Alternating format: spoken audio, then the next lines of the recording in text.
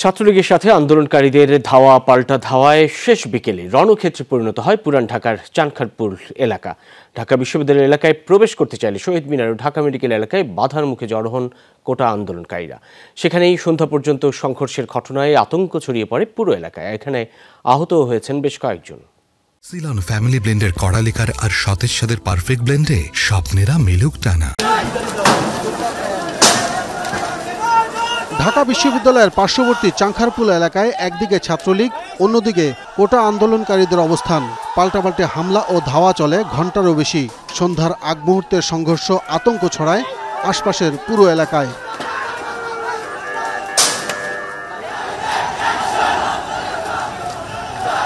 আগের দিন হামলায় আহত হয়েছিলেন কোটা সংস্কার আন্দোলনকারীদের অনেকেই। সেটা মাথায় রেখে দুপুরের পর থেকে আন্দোলনকারীদের জোর প্রস্তুতি ছিল চোখে পড়ার মতো। মূল জমায়েত ছিল শহীদুল্লাহ হলের সামনে। সেখান থেকে মিছিল নিয়ে আন্দোলনকারীরা যায় শহীদ মিনার প্রাঙ্গণে।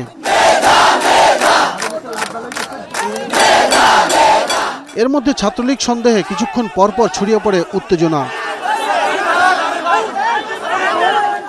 ভাঙচুরের শিকার হয় বাসসহ বেশ কয়েকটি যানবাহন।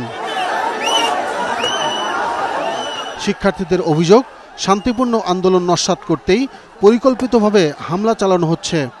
বাইরে থেকে টোকাই এনে আমাদের মেয়েদের গায়ে হাত তোলা হয়েছে, ছেলেদেরকে আহত করা হয়েছে। আমাদের প্রায় 2 শতাধিক শিক্ষার্থী কিন্তু আহত হয়েছে এবং কয়েকজনের অবস্থা খুবই খারাপ। রাজপথ রক্তাক্ত হলো, এর বিচার ছাড়া, কোটা সংস্কার ছাড়া রাজপথ ছাড়বো না। পুলিশ বিভিন্নভাবে কোনো প্রকার আমাদের সাহায্য করে নাই, বরঞ্চ বাহিরের ছাত্রলীগ বাইরের টোকাইদের এনে আমাদের ভাইদেরকে হত্যা করেছে। আমাদের ভাইদের উপরে নির্যাতন, আমরা এই নির্যাতন বন্ধ চাই। আমাদের আত্মরক্ষার অধিকার রয়েছে।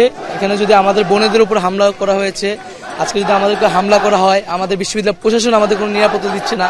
আমাদেরকে তো আত্মরক্ষার জন্য আমাদের নিজেদের ব্যবস্থা নিতে হবে।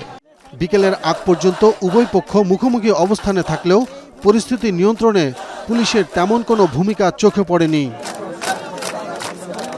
আব্দুল্লাহ তুহিন, যমুনা নিউজ, ঢাকা।